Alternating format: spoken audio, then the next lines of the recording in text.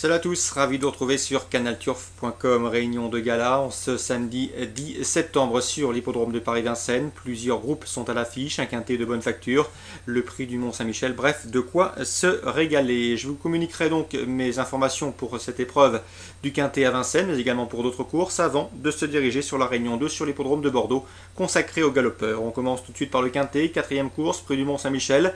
Une épreuve disputée sur 2700 mètres pour des chevaux de 6 ans et plus. Ma préférence va d'ailleurs vers les 6 ans. A commencer par le numéro 14, Ressia du Closet. Cette course constitue pour lui un objectif. Pour elle, un objectif, pardon.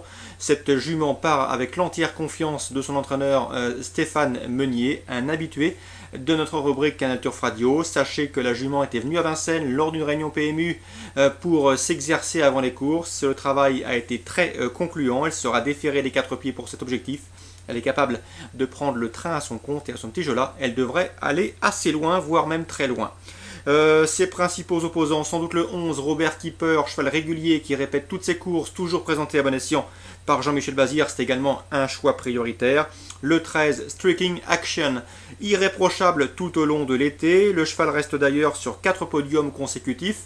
Le dernier en date obtenu à Vincennes sur ce parcours de 2007 en se classant 3e dans un lot bien composé. Une confirmation est attendue, mais c'est même si c'est un cheval qui possède beaucoup de vitesse.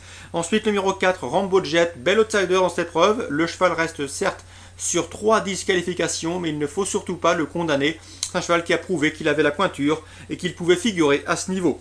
Le numéro 1, Ribelinos, autre bel outsider dans ce lot. C'est vrai que parfois il se montre hésitant au départ, assez lent dans sa mise en jambe, mais s'il ne perd pas trop de terrain au signal, il est capable d'intégrer le quintet gagnant.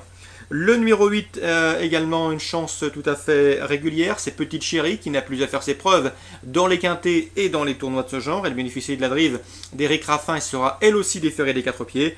Ensuite pour la cote, le 5, Roi du Coq, qui vient de terminer 4e d'une épreuve de même facture et sur ce parcours, mais il était déféré ce jour-là, il sera ferré cette fois-ci, raison pour laquelle je vais le placer en fin de combinaison, tout comme le numéro 12, à savoir Papillon des Roues. Il a des titres à faire valoir, c'est vrai qu'il a maintenant 8 ans et qu'il doit affronter les 6 ans, mais une place est largement dans ses cordes.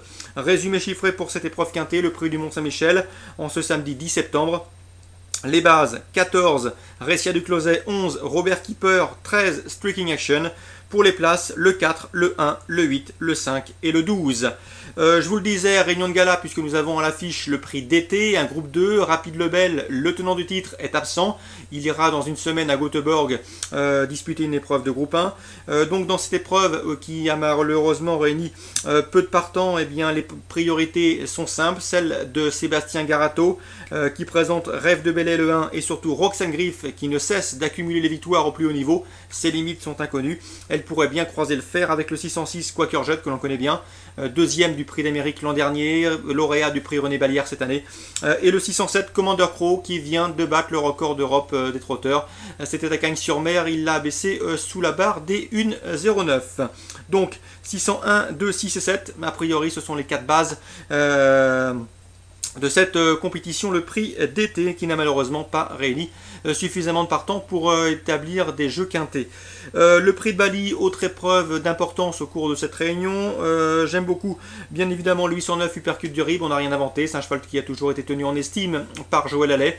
Il a devancé Upmarket lors de leur dernière confrontation commune. Ces deux-là devraient une nouvelle fois s'expliquer, mais attention, dans ces deux épreuves, il ne faut pas s'attendre à de très gros rapports. Ce sont surtout des courses pour le spectacle et pour la beauté des yeux. Donc direction Bordeaux Réunion 2, sachez que pas mal d'interviews sont disponibles sur Canal Turf Radio, à commencer par le jockey Roberto Carlos Montenegro qui se mettra en piste à plusieurs reprises, 5 ou 6 fois si ma mémoire est bonne.